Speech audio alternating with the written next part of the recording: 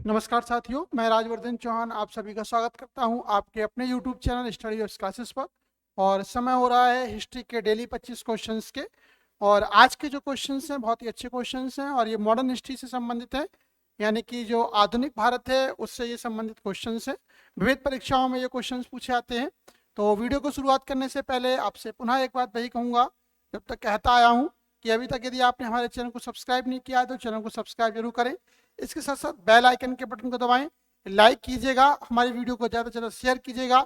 यदि आपके कुछ सुझाव हैं तो भी आप कमेंट बॉक्स में दे सकते हैं। चलिए आज के क्वेश्चंस की शुरुआत करते हैं। पहला क्वेश्चन आपकी स्क्रीन पर ये रहा, लिखा हुआ है साइमन कमीशन का गठन की समीक्षा के लिए किया गया था। साइमन कमीशन की गठन की जब बात होती है तो कहा था कि साइमन कमीशन का गठन 1927 में किया गया था। और ये जो भारतीय लोग हैं उनकी मांगों को ध्यान में रखते हुए क्या है, इस आयोग का गठन किया गया था। कहा था कि इस आयोग में साइमन कमीशन का जब गठन किया गया था तो इसमें कोई भी भारतीय नहीं था, जिसके कारण इसका विरोध किया गया था। तो लिखा हुआ है भारत में विधानमंडल के लिए इसका गठन किया गया, आगे के सुधारों के लिए भारत की फिटनेस के लिए इसका गठन किया गया, वायसराय की स्थिति के लिए इसका गठन किया गया, या भारत के लिए एक संविधान के लिए इसकी जो है इसका गठन किया गया। तो साइमन कमीशन की जब हम बात करते हैं भैया, तो साइमन कमीशन का गठन आगे के सुधारों के लिए या fitness of India for further reforms के लिए किया गया। देखिए डिस्क्रिप्शन में भी लिखा हुआ है, पहले का भी लिखा हुआ है, आगे के सुधारों के लिए भारत की फिटनेस की समीक्षा के लिए साइमन आयोग का गठन किया गया। इस आयोग का गठन 1927 में किया गया था, सर जॉन ऑल्से ब्रुक की अध्यक्षता में। ठीक है, यह संवैधानिक सुधारों और संचालन की बात करता था, साथ ही भारत के सुधारों के लिए सुझाव भी ये देता था। ये भारतीयों द्वारा सकारात्मक रूप से नहीं मिला था। आयोग में किसी भी भारतीयों को शामिल नहीं किए जाने के कारण क्या है, इसका प्रत्येक जगह पर विरोध किया गया था। यहाँ पर दो क्वेश्चन पूछे आते हैं कि साइमन कमीशन सबसे पहले भारत कब आया। अगर यह क्वेश्चन पूछा जाए साइमन कमीशन सबसे पहले भारत कहाँ आया, तो ये सबसे पहले 1928 में मुंबई में आया। ठीक है, सबसे पहले कहाँ पर आया, 1928 में मुंबई में। ये एक नंबर का क्वेश्चन ये पूछा जाता है। दूसरा पूछा जाता है कि लाला लाजपत राय की मृत्यु क्यों हुई थी। तो लाला लाजपत राय की मृत्यु इसी साइमन कमीशन का, लाला लाजपत राय की मृत्यु कहां पर हुई थी, इसी साइमन कमीशन का विरोध करते हुए लाहौर में एक लाठीचार्ज किया गया था। और इस लाठीचार्ज के दौरान ही क्या है, लाला जी को एक गंभीर जो है चोटें आई थी और उसी के कारण उनकी बाद में मृत्यु हो गई थी। अपनी मृत्यु से पूर्व लाला लाजपत राय ने कहा था कि मेरे शरीर पर लाठी का पड़ा एक एक प्रहार अंग्रेजी ताबूत की अंतिम कील साबित होगा। ठीक है, तो ये था साइमन कमीशन, क्योंकि इसमें कोई भी भारतीय नहीं था, इसीलिए भारतीयों के द्वारा क्या इसका पुरजोर विरोध किया गया। दो क्वेश्चन जो परीक्षा की दृष्टि से कि ये कब आया, 1927 में, इसका गठन कब हुआ, 1927 में, भारत कब आया, 1928 में, कहां पर आया, मुंबई में आया, लाला लाजपत राय ने कहां पर विरोध किया, लाहौर में किया, किस कमीशन का किया, साइमन कमीशन का किया। क्वेश्चन नंबर 2, एक समय महात्मा गांधी के सहयोगी ने उनसे नाता तोड़ लिया और स्वाभिमान आंदोलन नामक एक क्रांतिकारी आंदोलन शुरू किया, वह कौन थे। गांधी जी के संदर्भ में कहता है कि गांधी जी भारतीय राजनीति का एक बहुत बड़ा चेहरा थे और गांधी जी के द्वारा बहुत सारे आंदोलनों का जो नेतृत्व है वो भारत में किया गया।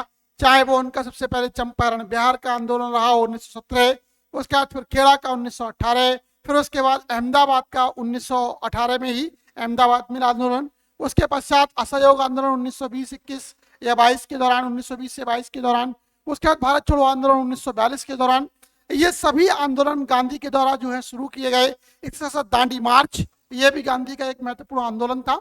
तो ऐसे क्या कारण हुए कि गांधी के साथ जो है इनका विरोध हुआ और वे कौन थे। तो देखिएगा ई.वी. रामास्वामी नायकर, ये लिखा हुआ है, सी ऑप्शन लिखा हुआ है। क्रांतिकारी आंदोलन शुरू करने वाले कौन थे, तो वो ये थे दक्षिण के एक महान जो है नेता जिनका नाम ई रामास्वामी नायकर था। और इन्होंने ही दक्षिण में क्या है, द्रविड़ आंदोलन की शुरुआत की। लिखा हुआ है कि द्रविड़ आंदोलन के जनक के रूप में किसे जाना जाता है, तो ई.वी. रामास्वामी नायकर को दक्षिण भारत में द्रविड़ आंदोलन के जनक के रूप में जाना जाता था। ये ब्राह्मणवादी प्रभुत्व इसके अलावा जाति प्रथा और महिला उत्पीड़न के खिलाफ थे। ठीक है, 1919 में भारतीय राष्ट्रीय कांग्रेस में शामिल हुए, लेकिन 1925 में उन्हें इस पार्टी से इस्तीफा दे दिया, क्योंकि उन्हें ये लगने लगा था कि जो भारतीय राष्ट्रीय कांग्रेस है ये कहीं ना कहीं ब्राह्मणों का जो है वो ज्यादा पक्ष लेती है। क्वेश्चन नंबर 3, भारत के शासन में एक प्रतिनिधि और एक लोकप्रिय तत्व को पेश करने वाला पहला प्रयास किसके माध्यम से किया गया? भारत के शासन में एक प्रतिनिधि और एक लोकप्रिय तत्व को पेश करने का पहला प्रयास किसके द्वारा किया गया? भारत परिषद अधिनियम 1861, भारत परिषद अधिनियम 1892, भारत परिषद अधिनियम 1909 और भारत सरकार अधिनियम 1919। तो इसका सही आंसर डी है कि भारत सरकार अधिनियम 1919 जो है वो क्या है, ये भारत में एक अच्छा प्रयास करता है, लोकप्रिय तत्व को पेश करने का प्रयास करता है। जो संवैधानिक शासन की मांग की बात करता है वो यही करता है। लिखा हुआ है भारत के शासन में एक प्रतिनिधि जो लोकप्रिय तत्व पेश करने का पहला प्रयास भारत सरकार अधिनियम 1919 के माध्यम से किया गया था। इस अधिनियम को आमतौर पर मार्ले मिंटो सुधारों के रूप में भी जाना जाता है। इस नियम के अनुसार सरकार ने ब्रिटिश भारत के शासन में भारतीय प्रतिनिधियों की वृद्धि को सीमित कर दिया। अधिनियम भारत के राज्य सचिव की रिपोर्ट में अनुशंसित सुधारों की मांग करता है या उनको व्यक्त करता है। क्वेश्चन नंबर 4, पिछली शताब्दी में ज्योतिबा फुले के सत्यशोधक समाज का क्या प्रयास था? यदि हम ज्योतिबा फुले के सत्यशोधक समाज की बात करते हैं तो इसका क्या प्रयास था, ऐसा क्वेश्चन यहाँ पर पूछा गया है। लिखा हुआ है कि इन्होंने किया क्या? निचली जातियों को पाखंडी ब्राह्मणों और उनके अवसरवादी शास्त्रों से बचाना, जाति व्यवस्था पर हमला करना, सतारा में एक जमींदार विरोधी और महाजन विरोधी विद्रोह का नेतृत्व करना, अछूतों के लिए अलग प्रतिनिधित्व की मांग करना। देखो, अछूतों के लिए अलग प्रतिनिधित्व की जो मांग है ये नहीं की गई। इसमें जो पहला वाला ऑप्शन है ये तीनों को इंक्लूड करता है। निचली जातियों को पाखंडी ब्राह्मणों और उनके अवसरवादी शास्त्रों से बचाने के लिए क्या है? सत्यशोधक समाज। ठीक है, सत्यशोधक समाज किसके द्वारा? ज्योतिबा फुले के द्वारा जो है स्थापित किया गया। यहाँ पर दो क्वेश्चन बनते हैं, पूछा जाता है सत्यशोधक समाज की स्थापना किसके द्वारा की गई? ज्योतिबा फुले के द्वारा की गई। क्या इसका उद्देश्य है वो सामने आपके लिखा हुआ है कि निचली जातियों को पाखंडी ब्राह्मणों और उनके अवसरवादी शास्त्रों से बचाना। ठीक है, डिस्क्रिप्शन आप देख सकते हैं, स्क्रीनशॉट ले सकते हैं, लिखा हुआ है इसके बारे में। लिखा हुआ है कि नीची जातियों को ढोंगी ब्राह्मणों और उनके अवसरवादी शास्त्रों से बचाने का प्रयास पिछली शताब्दी में ज्योतिबा फुले के सत्यशोधक समाज के द्वारा किया गया। इसने महाराष्ट्र में विशेष रूप से महिलाओं, शूद्रों और दलितों पर केंद्रित वंचित समूहों के लिए शिक्षा के एक मिशन और सामाजिक अधिकारों और राजनीतिक पहुंच में वृद्धि की। ज्योतिबा फुले की पत्नी सावित्रीबाई महिला मंडल की प्रमुख थी। क्वेश्चन नंबर 5, निम्नलिखित में से किस आंदोलन में महात्मा गांधी ने सबसे पहले भूख हड़ताल को एक हथियार के रूप में इस्तेमाल किया था? बहुत ही अच्छा क्वेश्चन है। लिखा हुआ है कि भूख हड़ताल। अब ये आंदोलन देखिएगा, पहला असहयोग आंदोलन 1920-1922, रोलेट सत्याग्रह 1919 है। इसे गांधी जी ने काला कानून कहा। क्वेश्चन पूछा था कि गांधी जी के द्वारा काला कानून किसे कहा गया? काला कानून, काला कानून किसे कहा गया? इसी के लिए कहा गया। अहमदाबाद हड़ताल 1918, ये गांधी जी का तीसरा आंदोलन था, क्योंकि पहले चंपारण 1917, उसके बाद खेड़ा मिल खेड़ा आंदोलन वो 1918 में ही, और फिर अहमदाबाद मिल वो भी 1918 में। तो ये जो अहमदाबाद हड़ताल थी 1918 में, इसी में गांधी के द्वारा सबसे पहले क्या है? भूख हड़ताल की शुरुआत की गई। किसकी? भूख हड़ताल की जो शुरुआत किसके द्वारा की गई? इसी आंदोलन में की गई। लिखा हुआ है अहमदाबाद हड़ताल 1918 में महात्मा गांधी ने पहली बार भूख हड़ताल को एक हथियार के रूप में प्रयोग किया। हड़ताल का परिणाम सफल रहा और श्रमिकों को 35% की जो है वो वेतन वृद्धि मिली।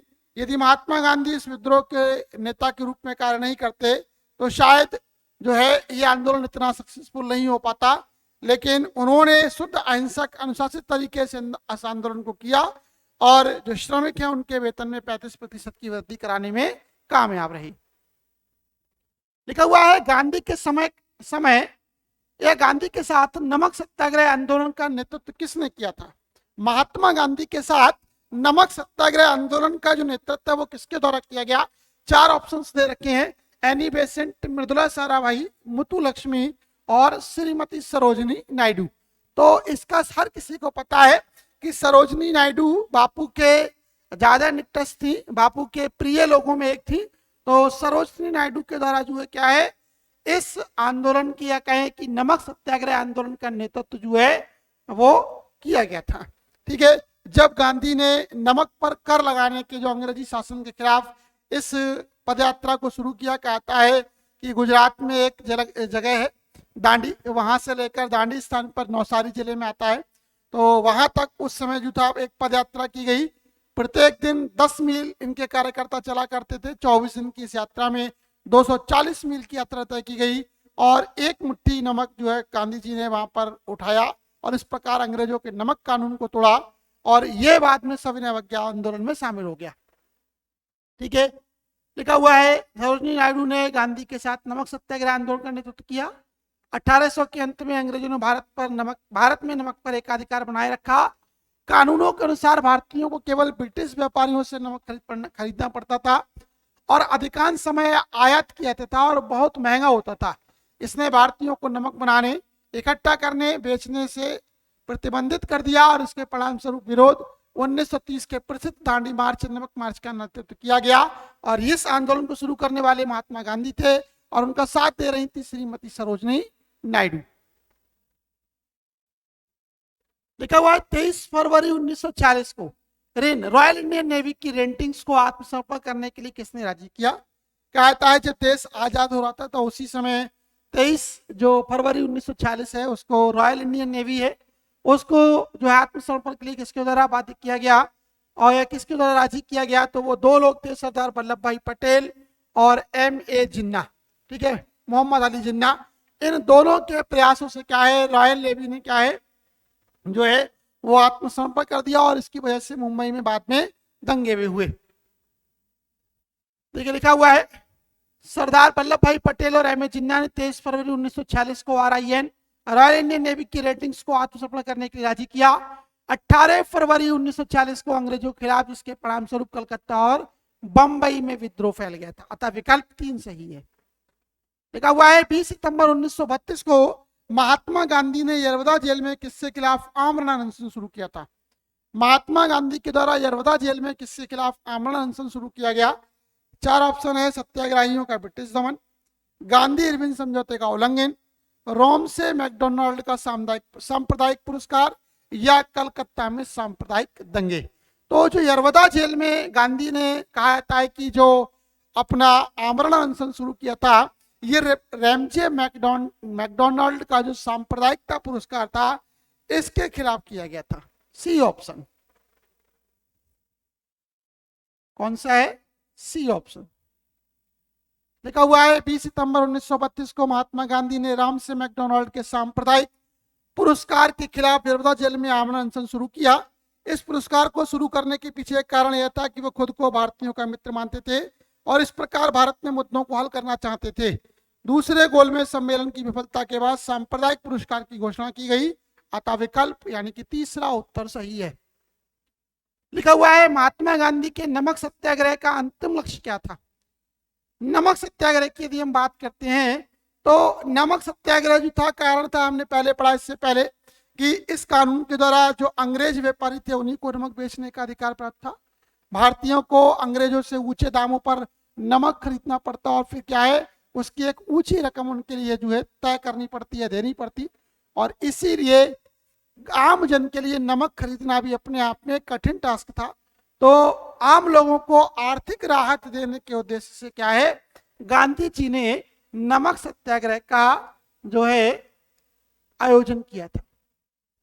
लिखा हुआ है महात्मा गांधी के नमक सत्याग्रह का अंतिम लक्ष्य भारत के लिए पूर्ण स्वराज्य स्थापित करना था।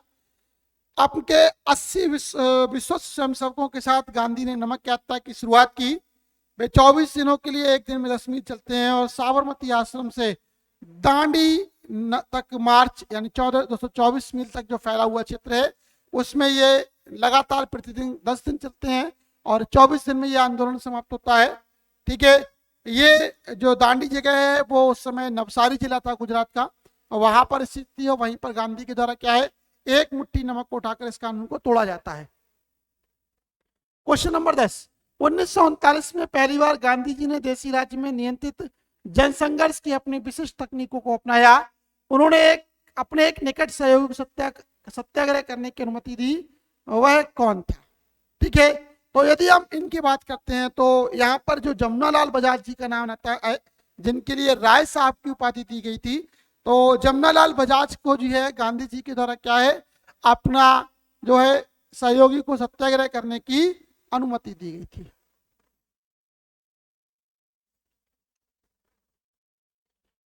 डिस्कशन जमुनालाल बजाज के बारे में पीछे लिखा हुआ है, आप उसे देख सकते हैं, आप उसका स्क्रीनशॉट ले सकते हैं। 1939 में पहली बार गांधी जी ने देशी राज्य में नियंत्रित जनसंघर्ष की अपनी विशिष्ट तकनीकों को आजमाया। उन्होंने अपने एक निकट सहयोगी को सत्याग्रह करने का नेतृत्व करने की अनुमति दी। वे जयपुर में जमुनालाल बजाज थे। उनका जन्म एक गरीब मारवाड़ी परिवार में हुआ था और वे कनीराम और बिरदीबाई के तीसरे पुत्र थे। बाद में सेठ बछराज और उनकी पत्नी सदीबाई बछराज ने पोते के रूप में गोद ले लिया। वे मूल रूप से राजस्थान के रहने वाले समृद्ध राजस्थानी व्यापारी युगल थे, लेकिन वर्धा महाराष्ट्र में बस गए थे। बंगाल का विभाजन बहुत ही इंपॉर्टेंट, किसके द्वारा या किस वायसराय के द्वारा किया गया?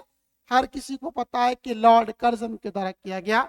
लॉर्ड कर्जन ही कैसा है? भारत का सबसे अलोकप्रिय वायसराय है।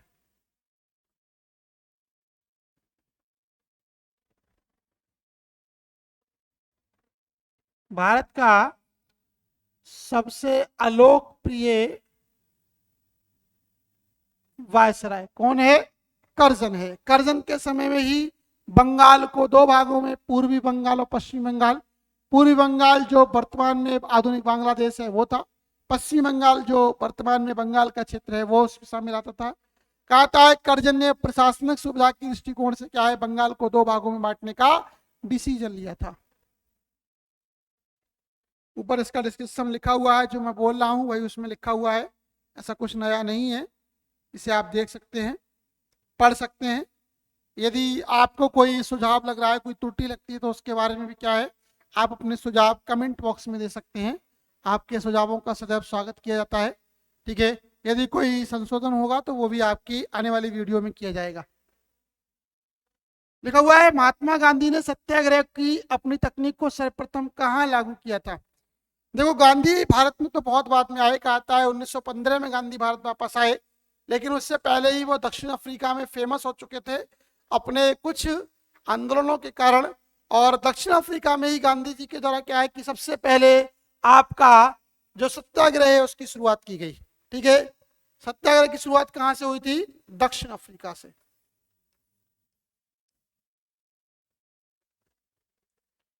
ठीक है, उन्होंने अपने जो अनुभवों के बारे में गुजराती में लिखा हुआ है, और इस पुस्तक का जो संस्करण है, भारतीयों का सत्याग्रह संघर्ष दक्षिण अफ्रीका में 8 वर्षों तक चलता है।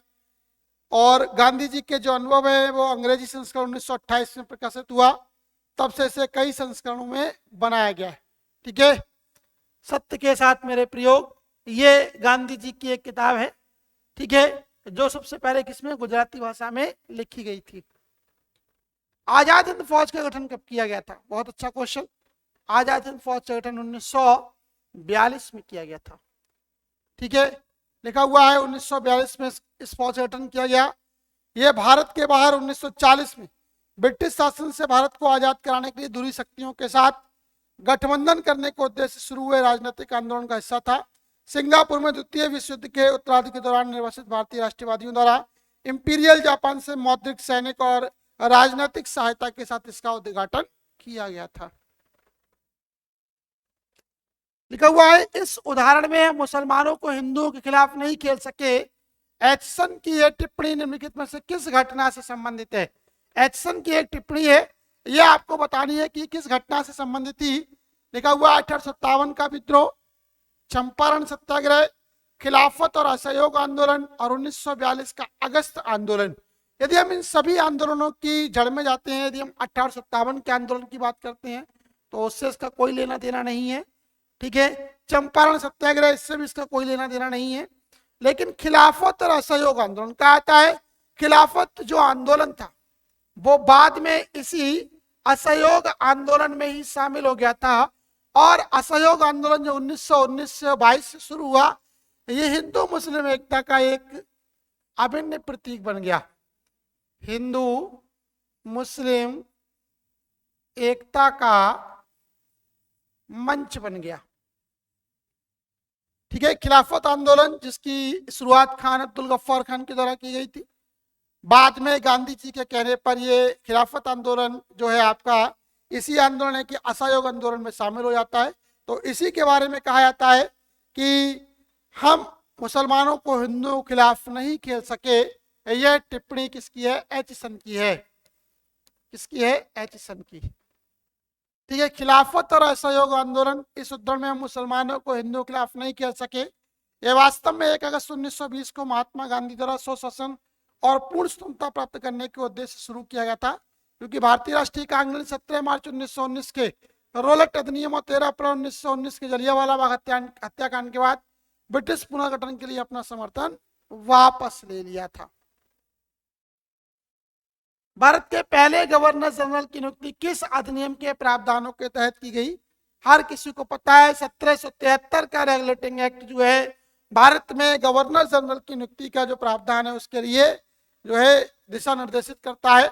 और इसी 1773 के रेगुलेटिंग एक्ट के द्वारा क्या है, भारत में पहले सुप्रीम कोर्ट की स्थापना की गई। ठीक है, तो 1773 का जो एक्ट है इंपॉर्टेंट है, क्योंकि सुप्रीम कोर्ट की स्थापना इसी एक्ट के द्वारा हुई।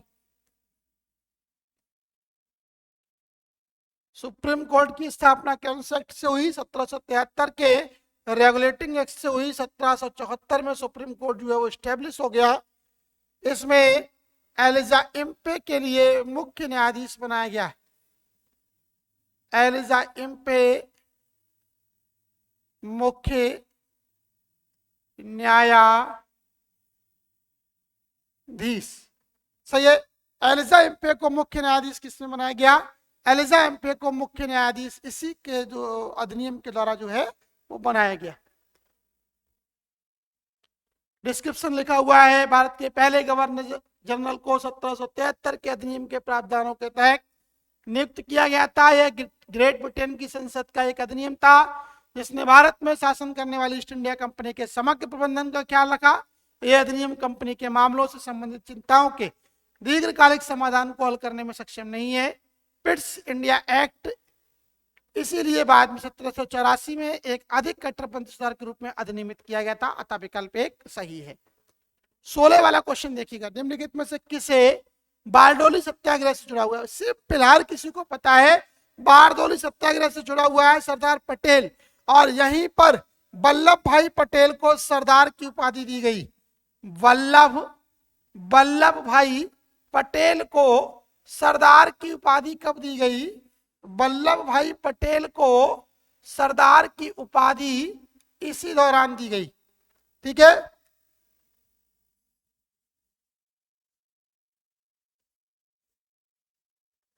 वल्लभ भाई पटेल को सरदार की उपाधि, वल्लभ भाई पटेल को सरदार की उपाधि किसने दी थी? ये क्वेश्चन बहुत पूछा जाता है।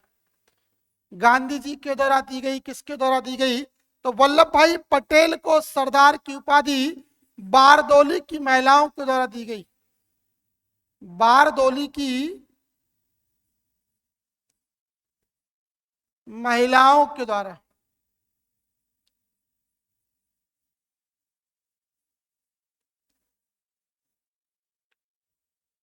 बारदोली की महिलाओं के द्वारा वल्लभ भाई पटेल को सरदार की उपाधि दी गई।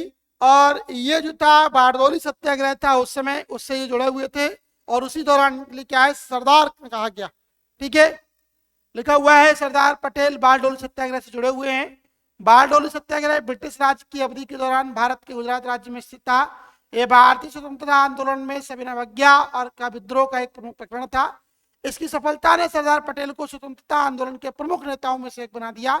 वे भारत के पहले उप प्रधानमंत्री के रूप में कार्यरत रहे। अतः विकल्प 3 सही है। क्वेश्चन नंबर 17 की ओर देखिएगा, लिखा हुआ है गांधी जी का मानना था कि सत्याग्रह एक हथियार है। किसका? गरीब का, कमजोर का, अछूत का, इनमें से कोई नहीं। गांधी जी का मानना था कि जो सत्याग्रह हथियार है वो किसका है? वो इन सबका है, ठीक है, गरीबों का, कमजोरों का, अछूतों का, और देश की आजादी के लिए, ठीक है, ये शोषित वर्ग का जो है एक हथियार है। किसका हथियार है? शोषित वर्ग का, वंचित वर्ग का जो है वो क्या है? ये एक महत्वपूर्ण हथियार है, सत्याग्रह। ठीक है, तो शोषित या वंचित का, शोषित या वंचित, शोषित या वंचित समाज का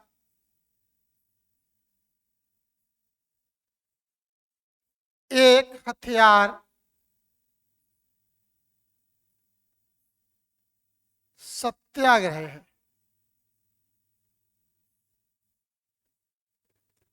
सही है, तो सत्याग्रह किसका हथियार है? सत्याग्रह शोषित और वंचित जो समाज है उसका एक हथियार है। डिस्क्रिप्शन में देखते हैं, ठीक है। रचनात्मक, ये उन्होंने कहा है रचनात्मकता और संघर्ष समाधान का एक हथियार है। बात वही है, मैंने इनमें से डी कोई नहीं लिया है ऑप्शन। ये केवल राजनीतिक परिवर्तन की ओर नहीं बल्कि संपूर्ण सामाजिक, राजनीतिक, आर्थिक और सांस्कृतिक परिवर्तन की ओर इशारा किया गया था। जहां तक न्याय और संघर्ष के समाधान की उपलब्धि के साधन के रूप में इसकी समकालीन प्रासंगिकता का संबंध है। विविध विश्वव्यापी सामाजिक आंदोलनों ने गांधीवादी मार्ग से प्रेरणा प्राप्त की और प्रेरणा प्राप्त करना जारी रखा, तब विकल्प 4 सही है। लिखा हुआ है वर्ष 1905 में गोपाल कृष्ण गोखले ने किसकी स्थापना की? बहुत इजी क्वेश्चन है। गोपाल कृष्ण गोखले के द्वारा सर्वेंट्स ऑफ इंडिया सोसाइटी की स्थापना की गई। ठीक है, ब्रह्म समाज की स्थापना राजा राम मोहन राय के द्वारा की गई। सही है। एशियाटिक सोसाइटी ऑफ बंगाल जो है, ये जो स्थापना की गई थी विलियम जोन्स के द्वारा की गई थी। सही है, तो इसका पहला आंसर है ए, सही है। ठीक है, लिखा हुआ है 1905 में गोपाल कृष्ण गोखले ने सर्वेंट्स ऑफ इंडिया सोसाइटी की स्थापना की। वे भारतीय राष्ट्रीय कांग्रेस के सबसे वरिष्ठ नेता थे। समाज के साथ साथ कांग्रेस और अन्य विधायी निकायों के माध्यम से उन्होंने सेवा की। गोखले ने भारतीय स्वशासन और सामाजिक सुधारों के लिए अभियान चलाया। वह कांग्रेस पार्टी के उदारवादी गुट के नेता भी थे जिसने मौजूदा सरकारी संस्थानों के साथ काम करने के सुधारों की वकालत की थी। लिखा हुआ है जिस ब्रिटिश प्रधानमंत्री ने 1932 में भारत के लिए अपनी सांप्रदायिक पुरस्कार योजना की घोषणा की, वह कौन थे?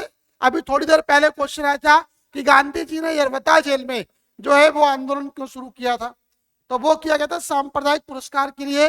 और वो सांप्रदायिक पुरस्कार किसके द्वारा शुरू किए गए थे? रॉमसे मैकडोनाल्ड के द्वारा शुरू किए गए थे।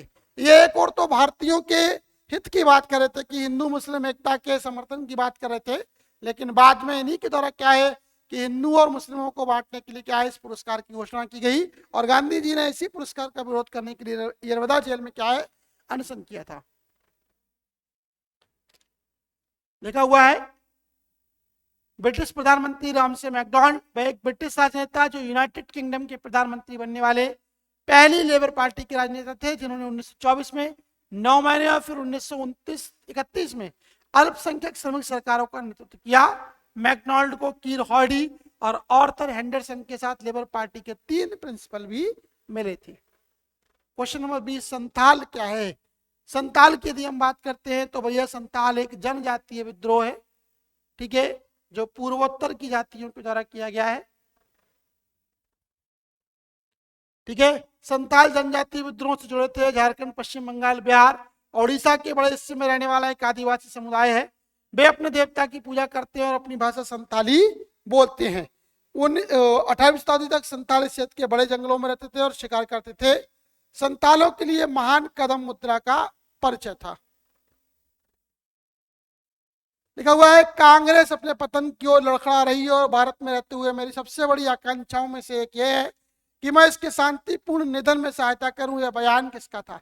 बहुत ही इंपॉर्टेंट क्वेश्चन है। और ये जो कहा जाता है ये कर्जन का कथन था। किसका? ये कर्जन ने कहा था।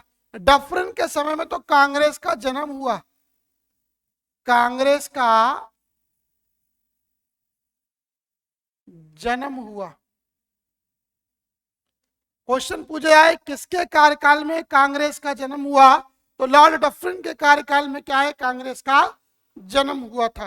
ठीक है, कर्जन के समय में बंगाल विभाजन हुआ और उसी ने कांग्रेस के बारे में बयान दिया कि यदि मैं भारत में रहूं तो मेरी इच्छा है कि कांग्रेस अपनी मौत की अंतिम घड़ियां गिन रही है और मेरी अंतिम इच्छा यही है कि भारत में रहते हुए मैं इसके मरने में सहायता कर सकूं।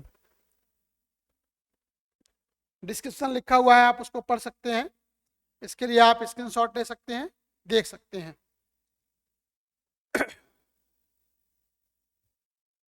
चलिए अगले क्वेश्चन की ओर बढ़ते हैं। लिखा हुआ है महात्मा गांधी दूसरे गोलमेज सम्मेलन में भाग लेने के लिए बंबई से लंदन के लिए कांग्रेस के प्रतिनिधि के रूप में नामक जहाज पर रवाना हुए।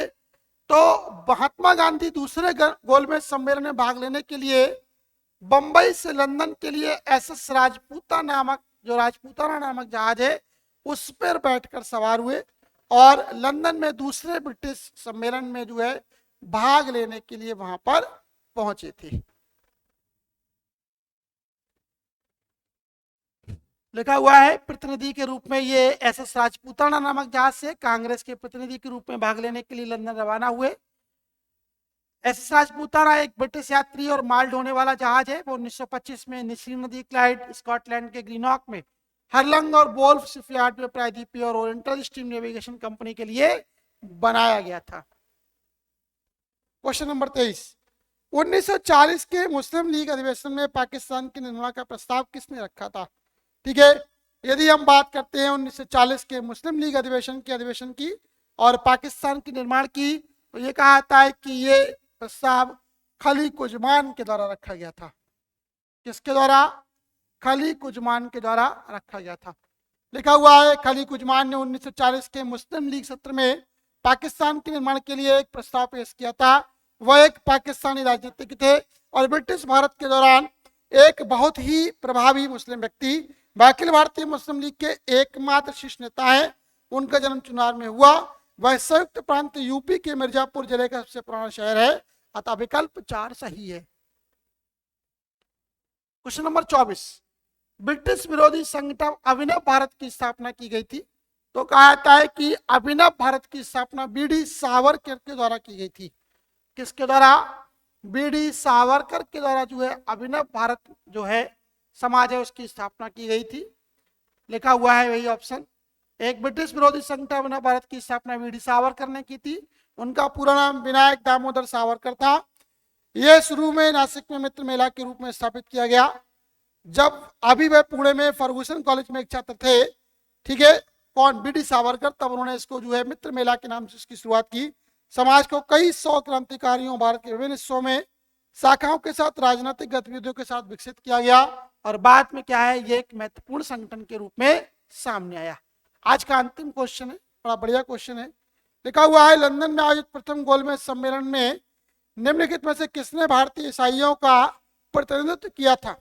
राव बहादुर श्रीनिवासन, सर अकबर हैदरी, एटी पनीरसेल्वम और केटी पॉल। तो इसका सही आंसर है एटी पनीरसेल्वम के द्वारा।